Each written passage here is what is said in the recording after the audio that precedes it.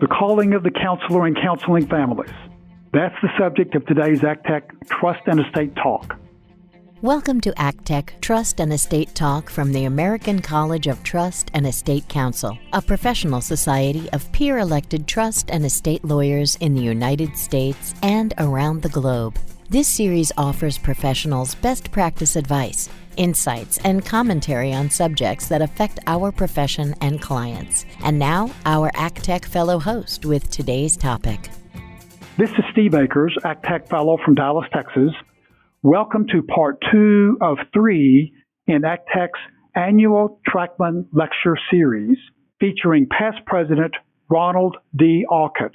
Part 1 of the lecture focused on the special calling we have in counseling families, and the lecture concluded with how family values are transferred between generations and how families nourish legacies by spending time together, shedding tears together, sharing joys, serving others, and sustaining values together. Today, Ron will expand on those pillars that create legacies. Spending time together, interacting, communicating. This is crucial. This is existential. Family meetings is a major topic in many of the resources listed on your handout. It was one of my focuses 11 years ago. 12 of the 22 pages in the ACTEC Law Journal version were devoted to the subjects of communication and information flow. Family meetings, frequency dependent on the geographic dispersion of the family and other attributes of the family. Ages for admitting the younger generations to be determined by the family. Inclusion of spouses, usually a good idea. Inclusion of individual family member lawyers, their lawyers, is usually not a good idea. A non-technical agenda, often beginning with a tribute to an older family member or a remembrance of a deceased family member. Encouragement of discussion through the use of questions. Appropriate rules of civility, such as encouraging the subjective first person. I see it differently, or I believe, rather than the second person, you're wrong, or worse, and so forth. Meetings, that's a good thing, all right. Look at us. Some family meetings, by their family nature, may have been affected less by 2 years of social distancing. But many extended families have also been cautious of meetings, not to mention cautious of travel. Technology has enabled more contact without travel, hasn't it? A positive display of resilience over the last 2 years. We're all delighted with how technology employed by our resourceful officers and staff over the last 2 years, and even in this transitional meeting to permit many of our colleagues to join virtually. But I believe that our fellowship and collegiality as fellows of this college are immeasurably strengthened when we gather in person. And even more so in a family. Virtual meetings should always be understood as a distant second place replacement for the in-person meeting. Or maybe the chance for updates in between meeting in person. But meeting in person is crucial with eye contact, gestures, smiles, frowns, other body language, even the sound of children playing in the background.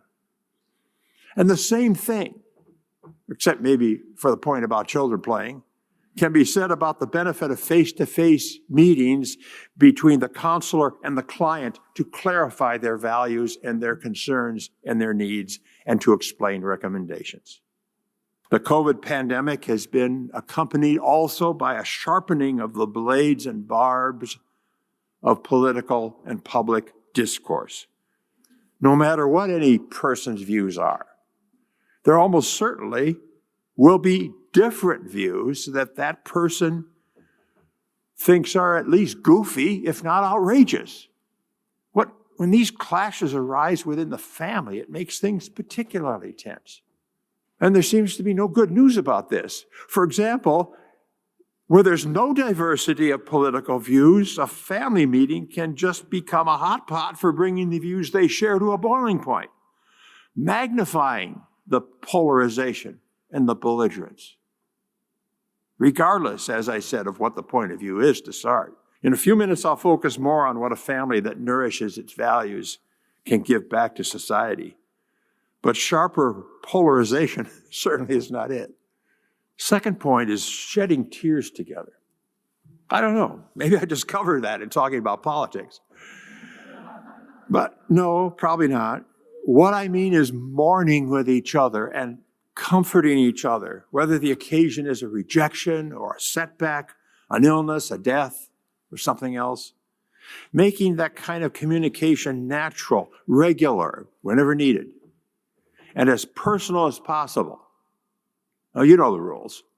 Don't write if you can call. Don't call if you can visit. That's the point. Parallel to shedding tears together is the third point of sharing joys together. Celebrating and rejoicing with each other. Obviously, celebration is a lot easier than mourning and comforting, right? Yes, it should be, and it often is. But in my experience, sometimes mourning together is easier to do than rejoicing together. How so? Well, it's natural to say, I'm sorry for your loss. What can I do to help? And even mean it. But I'm happy about your gain, your success, your achievement, your recognition. Not so fast. What if that was a promotion I wanted? What if I think I worked harder? Or I always wanted that picture. Why did you get it? Now you're all thinking to yourself, well, we're really getting into small stuff here. Pictures? Just household effects? That's never a problem in a family, is it? Well, okay, I can see I don't need to explain. Of course it is. Sometimes it can be the biggest problem. Fourth point, serving others together. Listen to this. Just as a lawyer is not really fulfilled without clients, and what makes an attorney-client relationship most fulfilling is what I've called the calling of the counselor. A family is most fulfilled when its enthusiasm for family values and its devotion to those family values spills over to others. When it has an opportunity to shine a light into the world, giving back. ACTEC itself embraces and models that, doesn't it? The family culture of giving back, sharing, and making the world better, or at least a part of the world, that provides an encouragement, an accountability, if you will, for keeping that family culture strong. And likewise, seeing someone else helped by a family's values can provide the best affirmation that those family values really are, well, valuable. I'll say more about giving back to the community in a few minutes, too. And the fifth point, sustaining values together. That, of course, is the point. That's the subject here, family values. And in a sense, it's just the sum of all the other points. When quality time is spent together in genuine interaction and communication, when both tears and joys are shared together, when the family is able to leave the imprint of its values on others, then those values are not just ratified, they are incredibly strengthened. There's something about doing that beats just talking. Now, 11 years after my first venture into this topic, I still think it's important that counselors know how to guide families in these steps and encourage families to follow. If anything, I feel more strongly than ever in light of the affirmation of this ACTEC programming that I mentioned, and in face of even more need, it seems, for living a legacy of values presented by the COVID pandemic, greater coarseness in public dialogue, greater awareness of injustice in the world. And if not now, when? If not us, who? Coach them up. Still, though, whatever the level of resolve, there are challenges. that a client or counselor might encounter when making these things happen. How can the counselor help? I'm going to address 10 challenges or questions that might come up. But what I'm about to say are just illustrations. I'm not meaning to suggest that I'm going to answer every question or tell you how to handle every challenge or fix every problem. I mean, some of these 10 are even beyond the scope of this lecture. And even if I could do that, and I can't, solutions will be different for each client anyway, just like much of what we do. It's not one size fits all. I just want these illustrations to show that with a little determination and with the resources listed on your handout that were written by people who really did know what they were talking about, it's possible to come up with solutions, or at least potential solutions to try. The first of these 10 challenges is something I call presumption. Legacy is important, but is my leaving a legacy all about me? So people will think better of me? Many who write on this subject, as I did 11 years ago, urge that every major family meeting, I'm quoting now from my ACTEC Law Journal version, feature some tribute to an older family member or remembrance of a deceased family member. Use photos, videos, writings, memorabilia, or if nothing else is available, just good stories. This will remind participants of what they have in common. There should be candor about where wealth came from, as well as where it goes. Stories are great. This is what Grandpa did. That is who our great-grandmother was. Their contributions had value. I mean, what's an ACTEC presentation without a segment on valuation, right? In fact, we should be encouraging our older generation clients to write down their stories as transferable to facilitate that kind of remembrance. We really should. But we must avoid what J.R.R. Tolkien described in The Lord of the Rings when he wrote this. Kings made tombs more splendid than houses of the living, and counted old names in the rolls of their descent dearer than the names of sons. We do value those who have gone before us, as I value my grandparents. But the value I see in my grandparents should include what they modeled for me to pass on to my grandchildren. That, I think, is what we mean when we say their legacy lives on. Not splendid tombs, but a loving family. So the conversation with the family should not be limited to, you have been a success if your grandchildren love you. Not even, you have been a success if you love your grandchildren. It should include, you have been a success if your grandchildren love their grandchildren. That's what you're building, a legacy of hereditary unselfishness. It is fine for your descendants to honor you, but from your perspective, it's not about you. And that can lead to another, even more fundamental challenge. What if the client really can't celebrate the other people's joys because the client really is selfish? What if the client has trouble, for example, loving or empathizing or putting others, such as children, first? I imagine we've all had clients who just didn't love their children or grandchildren or trust them or care about them. At least not all of them, or all of them the same. Maybe they really love the ones who are just like them, who share their ambitions or talents or styles or politics, but not the others. We can say to a client, start loving all your children. We can make it a little less authoritative. It would be better if you loved all your children.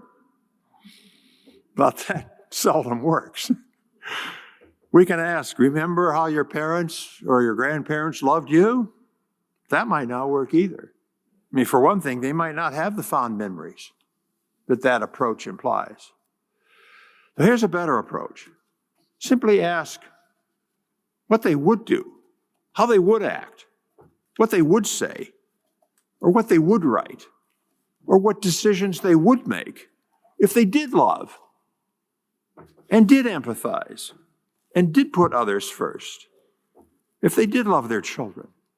Ask them what they would want if they were, say, one of the children. Not what they would want in a selfish way, but what would make them grateful. Then whatever they come up with, whatever they figure out, whatever the answer is, challenge them to just do it. Whether or not they feel like it, just do it. Coach them up. It can be amazing how that can work. Not just to produce the outcome that love would have produced if they had love, but sometimes actually to work in reverse and begin to build the very feeling of love the client claimed or appeared not to have. And by the way, this can work for the counselor as well as the client. Counselors who really are having a hard time liking one of their clients can just do what they imagine liking the client would prompt them to do. Just do it. And sometimes that can work, not just for the issue at hand, but as a model for clients as well. A third challenge is that even if the client really wants to help the family out, some clients seem to have trouble giving up control. Have you noticed that? Well, that makes sense, though. Successful people want control. Many, if not most, successful entrepreneurs and even investors achieve their success by being in control. It's unnatural for them to give up that control. And for many successful people, especially successful business people, what keeps them awake at night are two dreadful fears about transferring that control to younger generations. The one they tell you, what if they don't do as well as I have done? And then the one they don't tell you, what if they do better? That's a tough one.